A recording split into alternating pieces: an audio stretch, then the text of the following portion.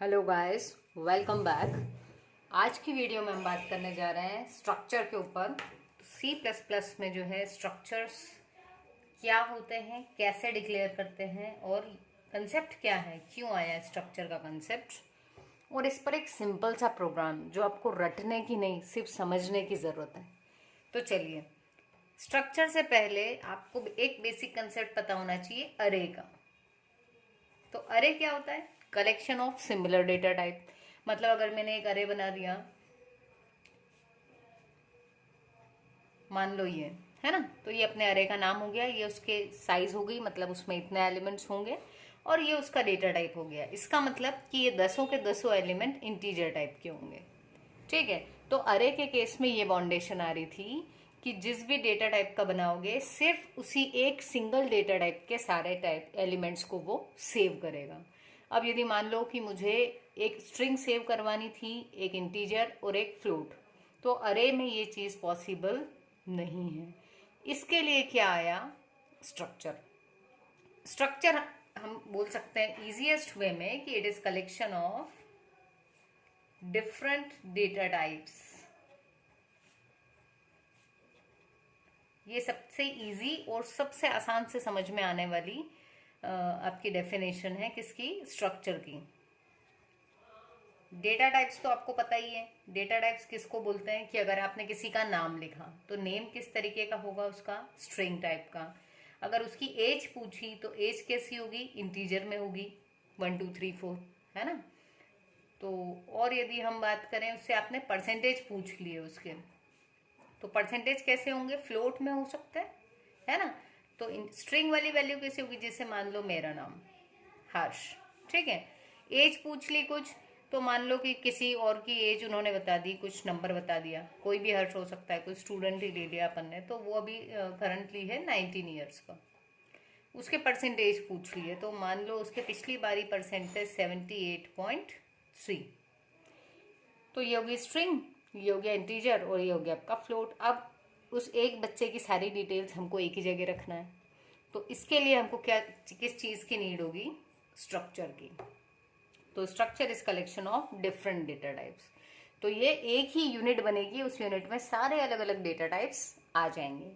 तो इसके लिए जो कीवर्ड यूज किया जाता है, यदि ये एग्जाम में आता है तो आप इसकी डेफिनेशन दोगे, ठीक है। उसका यूज बताओगे कि कब यूज करते हैं। अरे की लिमिटेशन जब हो जाती है, जब हमको डिफरेंट डेटा टाइप चाहिए, तब हम इसको यूज करेंगे।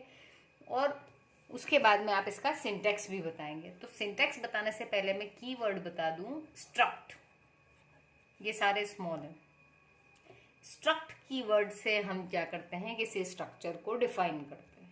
तो यदि मान लो इसका सिंटेक्स यदि हम देखें, सिंटेक्स मतलब क्या होता है? जनरलाइज्ड, जिसको देख के आप अपने तरफ से कुछ नया बना पाए। तो स्ट्रक्ट कीवर्ड, फिर उसका जो भी नाम रखना है वो नेम रखोगे आप।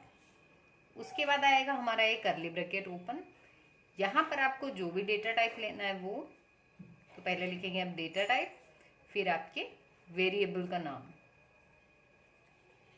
और उसके बाद सेमीकोलन, फिर जो भी दूसरा डेटा टाइप है वो उसके वेरिएबल का नाम। जितने लेना हो उतने, तो यहाँ जो भी होंगे उनको बोलते हैं मेंबर्स। किसके मेंबर्स? इस स्ट्रक्चर के। तो जितने लेना थे सब ले लिए, फिर ये जो ब्रैकेट ओपन हुआ था इसको क्लोज कर दिया। जब ये क्लोज हो गया तो इसके बाद यहाँ पर सेमीकोलन लगा दिया। तो ये हमारा क्या हो गया? एक जनरल सिंटैक्स ऑफ स्ट्रक्चर। अब हम फटाफट से एक प्रोग्राम देख लेते हैं, क्योंकि मैं आपसे कह रही हूँ, क्योंकि आपका ये क्या है, एक प्रोग्रामिंग वाला सब्जेक्ट है, तो क्या होना चाहिए आपका यहाँ पर?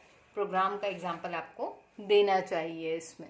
तो अब हम फटाफट से देखें यदि, तो देखो, आप अपनी जो हेडर फाइल्स लगाते हैं, जो हम टर्बो सी यूज़ करते हैं, उसमें ज़रूरी होती है हेडर फाइल्स। दूसरे आप ऐप्स में करेंगे तो आपको हो सकता है नीड ना हो, ठीक है।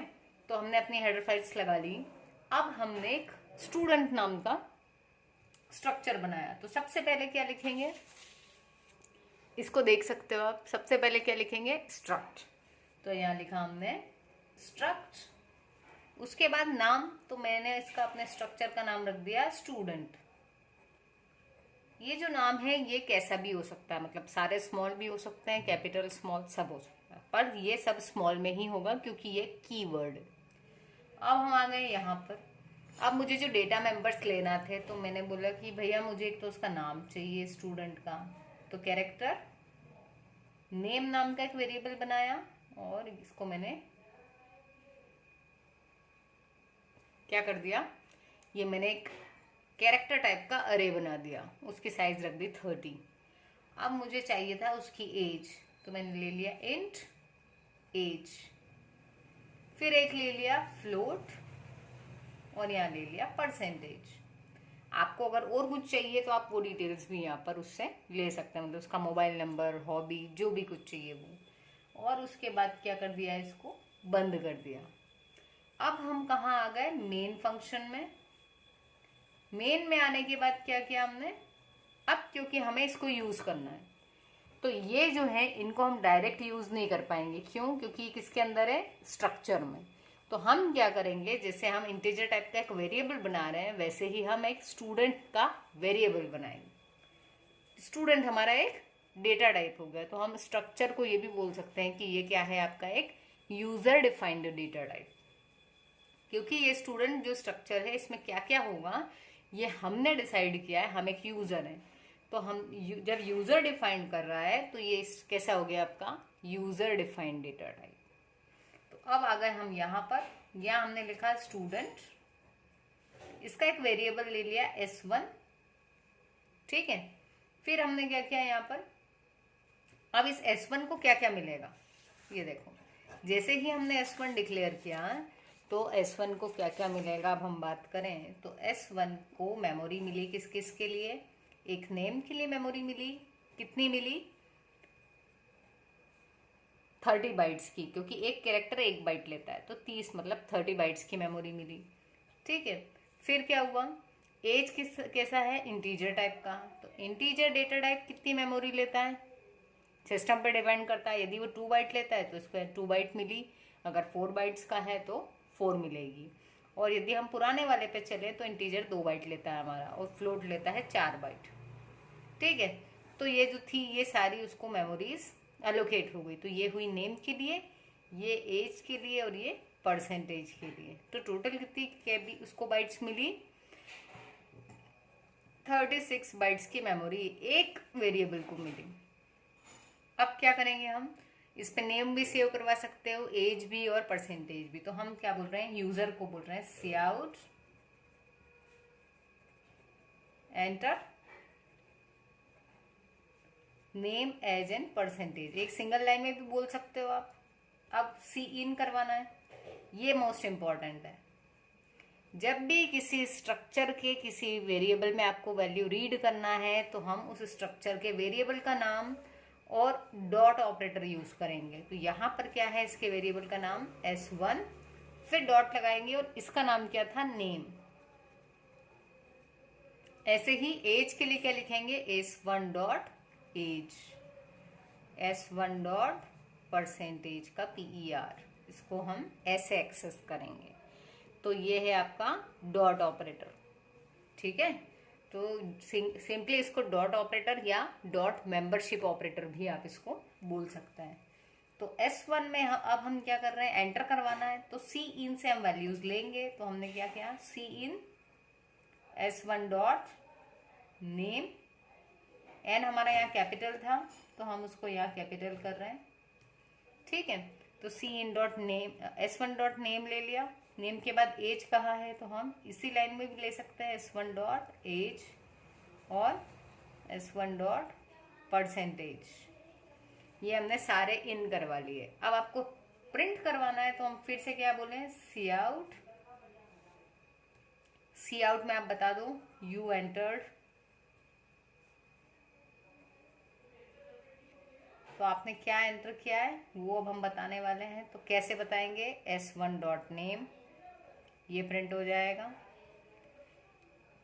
एंडल मैनिपुलेटर्स पढ़े ही होंगे आपने। फिर से S1 डॉट एज, और उसके बाद में फिर से लाइन बदलने के लिए हम एंडल लगाएंगे, और फिर S1 डॉट परसेंटेज।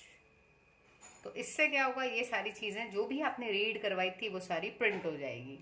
यदि आप एक से ज़्यादा लोगे तो एक से ज़्यादा स्टूडेंट के भी एंट्रीज आप ले सकते हो। तो हर केस में आपको जैसे S1 के लिए किया वैसे ही हम S2.name S2.age ऐसे करते जाएंगे, ठीक है। और फिर लास्ट में हम क्या लिख देते हैं, गेट ch, ताकि स्क्रीन होल्ड हो जाए थोड़ी देर तक, एंड खत्म। तो ये एक सिंपल सा प्रोग्राम है आपका स्ट्रक्चर का। सो आई होप आपको वीडियो समझ में आई होगी, और ये जो स्ट्रक्चर का प्रोग्राम है ये आपको रटने की ज़रूरत नहीं पड़ेगी। यदि चैनल सब्सक्राइब नहीं किया है तो उसको जल्दी से सब्सक्राइब कर लो। स्ट्रक्चर का केस में हर वेरिएबल को अपनी मेमोरी अलग से मिलेगी, जबकि यूनियन में ऐसा नहीं होता है। तो नेक्स्ट वीडियो में हम यूनियन के बारे में बात करेंगे। So thank you so much for watching. मिलते हैं अपनी नेक्स्ट वीडियो में।